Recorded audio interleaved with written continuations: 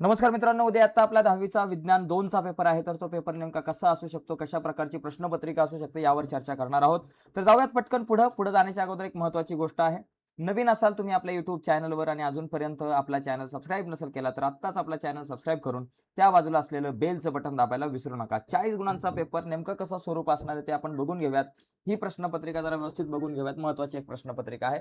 तर मित्रांनो, पहिला जो प्रश्न आहे मित्रांनो लक्षात घ्या. पहिला प्रश्न जरा तुम्हाला नीट समजून घ्यायचा आहे. प्रश्न क्रमांक पहिल्यामध्ये अ आणि आ हे 2 प्रश्न असतात. अ आणि ब. इथे तुम्हाला 5 पैकी 5 आणि 5 पैकी 5 एकूण 10 मार्क मित्रांनो पडू शकतात. त्यामुळे या प्रश्नाची जरा नीट तयारी करायची आहे. सगळे पुस्तकाच्या खाली स्वाध्यायामध्ये दिलेले जे काही प्रश्न आहेत तुमचे रिकाम्या जागा असतील, 1-1 मार्कांचे प्रश्न, ते सगळे व्यवस्थित करा. कारण त्यातले बरेचसे प्रश्न आपल्याला येतात. ओके, जसं की इथे उत्क्रांती म्हणजे काय? 4 ऑप्शनमधलं तुम्हाला एक योग्य ऑप्शन या ठिकाणी तुम्हाला लिहायचं. उत्क्रांती म्हणजे आंतरिक बदल, क्रमिक बदल, बाह्य बदल का त्वरित बदल? तर क्रमिक बदल असू शकतो. तर इथं नेमकं उत्तर काय ते तुम्हाला या ठिकाणी लिहायचंय. टिंब-टिंब हा दुर्मिळ प्रजातीमधला प्राणी आहे. कुठला? ताणमोर, रेड पांडा, वाघ का शेकरू खार? तर उत्तर तुम्ही चॅट बॉक्समध्ये लिहायला विसरू नका. तर असे सोपे प्रश्न असतात मित्रांनो. वाहत्या वाऱ्यातील गतीज ऊर्जेचे विद्युत ऊर्जेत रूपांतर करणाऱ्या यंत्राला टिंब-टिंब असे म्हणतात. काय म्हणतात? पवनचक्की. वाहत्या वाऱ्यामधून पवनचक्कीच जी आहे ती गतीज ऊर्जेचं विद्युत ऊर्जेत रूपांतर करते. तर एकदम सोपे प्रश्न असतात मित्रांनो इथं. पुढचा बघा, रासायनिकदृष्ट्या व्हिनेगार म्हणजे टिंब-टिंब होय. त्याचबरोबर प्रथिनांपासून आपल्याला प्रति ग्रॅम टिंब-टिंब किलो कॅलरी एवढी ऊर्जा मिळते. तर एक एक प्रश्नपत्रिका एक इम्पोर्टंट तुमच्यासोबत शेअर करतोय. तर अशा प्रकारची प्रश्नपत्रिका असेल, हीच असेल सांगू शकत नाही, पण अशा प्रकारची असणार आहे. ब मध्ये काय असतं माहिती आहे का? ब मध्ये खूप वेगवेगळ्या प्रकारचे प्रश्न असतात. याच्यामध्ये एक वेगळा घटक ओळखा हा एक प्रश्न असतो. त्याचबरोबर योग्य जोडी जुळवा असा एक प्रश्न तुम्हाला असतो. त्याचबरोबर सहसंबंध ओळखा हा एक प्रश्न असेल. आकृतीमध्ये दाखवलेल्या प्राण्याचा संघ ओळखा.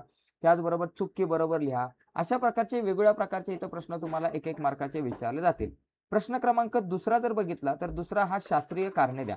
आता याच्यामध्ये बघा लक्षात घ्या, प्रश्न क्रमांक दुसऱ्यामध्ये जर तुम्ही बघितलं, तर तुम्हाला एकूण 3 कारणे विचारली जातील आणि या तिघांपैकी तुम्हाला 2 कारणे, शास्त्रीय कारणे. ही कारणे लिहिताना तुम्हाला काय करायचंय? मुद्देसूद लिहायचे. म्हणजे एक कारण लिहित असताना पहिलं, दुसरं, तिसरं, चौथं असे 4 मुद्द्यांमध्ये साधारणतः तुम्ही कारण लिहिलं पाहिजे. म्हणजे एका मुद्द्याला अर्धा मार्क, म्हणजे 4 मुद्द्यांचे तुमचे झाले 2 मार्क. तर कारणे लिहा, जरा व्यवस्थित लिहायचंय.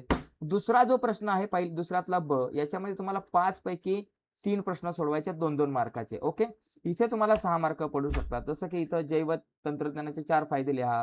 फरक स्पष्ट करा, एखादा येतो तुम्हाला 2 मार्काला. लैंगिक प्रजनन, अलैंगिक प्रजनन किंवा इतर तुम्हाला येऊ शकतं. त्याचबरोबर खालील आकृतीचे निरीक्षण करून तक्ता पूर्ण करा. आपत्ती बाबा कुठली आहे? इथं तुम्हाला भूकंप दिसतंय. ओके. त्याचबरोबर सर्पदंश दंश झालाय. प्राथमिक उपचार कुठले-कुठले कराल? ओके. या आपत्तीमध्ये कुठली काळजी घ्याल? अतिशय सोपे प्रश्न असतात. काही प्रश्न असे असतात, की जे तुम्हाला पुस्तकामध्ये नसतील, पण सोपे असतात. औद्योगिक सूक्ष्मजीवशास्त्राचे 2 प्रमुख पैलू लिहायचे आहेत. इथे बघा, पर्यावरण संवर्धनाची गरज का आहे? तिथं तुम्हाला तुमच्या मताने इथं तुम्हाला कारणे लिहायची आहेत. तिथं दिलंय निसर्गाचा समतोल टिकवण्यासाठी, नैसर्गिक मानवनिर्मित समस्यांचं निराकरण करण्यासाठी, की आणखी बाबा आणखी काय कारणं आहेत? तो तक्ता या ठिकाणी तुम्हाला लिहायचा आहे. पुढचा मुद्दा जो आहे, खालील प्रश्न सोडवा. तिसरा प्रश्न सगळ्यात मोठा आहे. मित्रांनो, हा जो तिसरा प्रश्न जर तुम्ही बघितला, खूप इम्पोर्टंट आहे. या तिसऱ्या प्रश्नामध्ये साधारणतः तुम्हाला 5 प्रश्न सोडवायचे असतात. 8 प्रश्न दिले जातात. त्या 8 पैकी कुठलेही 5 प्रश्न तुम्हाला सोडवायचे आहेत. याच्यामध्ये बघा, पहिला प्रश्न आहे, पक्षी वर्गीय प्राण्यांची 3 प्रमुख लक्षणे लिहायची आहेत. 3 लक्षणे लिहायची आहेत. दुसरा प्रश्न आहे, अवशेषांगे म्हणजे काय? त्याचबरोबर मानवी शरीरात 2 अवशेषांगे आहेत, त्यांची नावं लिहा. आणि त्याचबरोबर मानवी शरीरातील अवशेषांगे इतर कोणत्या प्राण्यांसाठी कशी उपयुक्त आहेत, त्याची उदाहरणे या ठिकाणी लिहायची आहेत. मित्रांनो, हा जर प्रश्न तुम्ही बघितला, तर हा ऑलरेडी 1-2 वेळा बोर्डाच्या परीक्षेला येऊन गेलेला आहे. त्याच्यामुळे जुन्या प्रश्नपत्रिकांचा अभ्यास खूप महत्त्वाचा आहे. तुमच्याकडे जर जुन्या प्रश्नपत्रिका नसतील, तर काळजी करू नका. या व्हिडिओच्या खाली मी प्रश्नपत्रिकांची लिंक दिली. त्या लिंकवर क्लिक करून तुम्ही प्रश्नपत्रिका ज्या आहेत त्या डाउनलोड करा आणि त्या प्रश्नपत्रिकांचा अभ्यास करा. तुम्हाला खूप फायदा होऊ शकतो. पुढचा प्रश्न या ठिकाणी बघा, तिसरा आहे. कार्बोदके, स्निग्ध पदार्थ, प्रथिने यांचे ऑक्सिडीकरण करून ऊर्जा मिळवण्याची जी प्रक्रिया आहे ती कशी होते? तर बघा इथं ती ती तुम्हाला लिहायची आहे. आणि इथं हा तक्ता जो आहे तो दुरुस्त करून लिहायचा आहे.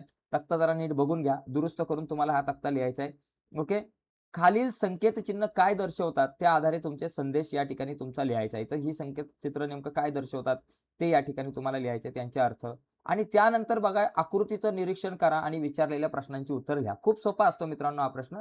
इथं जसं की वरील आकृतीमध्ये कोणत्या ऊर्जेवर आधारित या ठिकाणी विद्युत ऊर्जा तुम्हाला दिलेली आहे. तर इथे बघा, या ठिकाणी इथं कुठली आहे हे तुम्हाला या ठिकाणी लिहायचं आहे. ओके. पुढचा मुद्दा या ठिकाणी तुम्हाला लिहायचा आहे. की या विद्युत निर्मिती केंद्रात कोणतं इंधन वापरलं जातं, ते इंधन या ठिकाणी तुम्हाला लिहायचं आहे. त्याचबरोबर मित्रांनो इथे बघा, या प्रकारच्या विद्युत निर्मिती करण्यासाठी येणाऱ्या समस्या लिहायच्या आहेत. म्हणजे इथे छोटे-छोटे या ठिकाणी मुद्दे आहेत आणि अतिशय सोपे प्रश्न असतात. 6वा एक प्रश्न आहे, की सेंद्रिय शेतीमध्ये जैव कीटकनाशकांचे महत्त्व स्पष्ट करा. हा एक महत्त्वाचा आहे प्रश्न. आणि त्यानंतर मूलपेशींच्या उपयोगाची क्षेत्रे. मित्रांनो, मूलपेशींवरती 100% प्रश्न विचारला जातो. दरवर्षी काही ना काहीतरी, कधी व्याख्या लिहा, कधी उपयोग लिहा, कधी अशा प्रकारचे प्रश्न तुम्हाला विचारले जाऊ शकतात. ठीक आहे. पुढचा एक प्रश्न या ठिकाणी आपण बघूयात. यामध्ये दिलेला आहे हा आपत्ती व्यवस्थापनाची 3 वैशिष्ट्ये तुम्हाला या ठिकाणी लिहायची आहेत. हा एक प्रश्न आहे. यानंतर पुढचा 4था प्रश्न हा अतिशय महत्त्वाचा आहे. 4थ्या प्रश्नामध्ये तुम्हाला 2 पैकी एकच प्रश्न सोडवायचा आहे. 5 मार्काचा प्रश्न आहे. मित्रांनो, इथे एखादी आकृती दिली जाईल, आकृतीवर आधारित प्रश्न किंवा एकाच प्रश्नामध्ये 4-5 तुम्हाला 1-1 मार्कांचे काही प्रश्न विचारले जातील. तर खूप सोपा प्रश्न असतो मित्रांनो. याच्यामध्ये सुद्धा तुम्हाला चांगले मार्क मिळू शकतात. तर बघा, इथं हा जो जसा एक प्रश्न आहे, याच्यामध्ये मानवी म्हणजे एका प्रश्नामध्ये इथं 5 प्रश्न दिलेत. मानवी स्त्री प्रजनन संस्थेची नामनिर्देशित आकृती काढा. मानवी स्त्री प्रजनन संस्थेत कोणते संप्रेरक स्त्रवले जाते? निवृत्तीचा कालावधी किती असतो? स्त्री भ्रूणाच्या जन्मावेळी अंडाशयात किती अंडपेशी असतात? अशा प्रकारे मित्रांनो आकृती काढायला 2 मार्क आणि ह्या प्रत्येक प्रश्नाला 1 मार्क, असा हा 5 मार्काचा प्रश्न आहे. त्यानंतर पुढचा प्रश्न या ठिकाणी बघा, हा पण खूप सोपा प्रश्न आहे. याच्यामध्ये काय दिलंय, की ताणतणाव कमी करणारे छंद. बाबा, वाचनाचा छंद असेल, चित्रकलेचा छंद असेल, गायनाचा छंद असेल, असे कुठलेही छंद तुम्ही लिहू शकताय. सामाजिक आरोग्यात धोक्यात आणणारे जे रोग आहे, ते संसर्गजन्य रोग काही लिहू शकताय. मोबाईल फोन्सच्या अतिवापरामुळे होणारा शारीरिक त्रास, कुठले-कुठले शारीरिक त्रास होऊ शकतात. तुमची मान दुखू शकते किंवा इतर जे काही आहेत ते. सायबर गुन्ह्याच्या कक्षेत येणारी कृती, ओके, आणि अल्कोहोल सेवनाने निर्माण होणाऱ्या समस्या. तर या समस्या तुम्हाला या ठिकाणी लिहायच्या. तर मित्रांनो, अशा प्रकारची तुमची एक प्रश्नपत्रिका असू शकते. म्हणजे अशा प्रकारे तुमची प्रश्नपत्रिका असते, ज्याच्यामध्ये एकूण 4च प्रश्न असतात. लक्षात घ्या, फक्त 4 प्रश्न आहेत. पहिल्या प्रश्नामध्ये अ आणि ब आहे. अ प्रश्न 5 मार्काला, ब प्रश्न 5 मार्काला 10 मार्क. प्रश्न क्रमांक दुसरा जो आहे, त्याच्यामध्ये पण अ आणि ब आहे. अ प्रश्न 4 मार्काला, ब प्रश्न 6 मार्काला. प्रश्न तिसरा जो आहे, त्याच्यात अ, ब नाही, परंतु हा प्रश्न टोटल 15 मार्काला आहे. प्रश्न क्रमांक 4था जो आहे, तो 5 मार्काला आहे. म्हणजे अशा प्रकारे एकूण हे 10 झाले 20 आणि हे 20 झाले तुमचे 40 मार्क. तर अशा पद्धतीची ही प्रश्नपत्रिका आहे, जी आपण बघितली. ओके. तर मित्रांनो, तुमच्याकडे जर नसतील प्रश्नपत्रिका, तर काळजी करू नका. या व्हिडिओच्या खाली मी प्रश्नपत्रिकांचे लिंक दिले. त्या लिंकवर क्लिक करा आणि प्रश्नपत्रिका तुम्ही सगळ्या विषयांच्या डाउनलोड करू शकता. तर पटकन व्हिडिओच्या खाली डिस्क्रिप्शनमध्ये दिलेल्या लिंकवर क्लिक करून सगळ्या प्रश्नपत्रिका व्यवस्थित डाउनलोड करा आणि त्या प्रश्नपत्रिकांचा अभ्यास करा. ठीक आहे? आणि तसेच आज संध्याकाळी आपण 9:30 ते 9:45 इम्पोर्टंट प्रश्नांवर चर्चा करणार आहोत.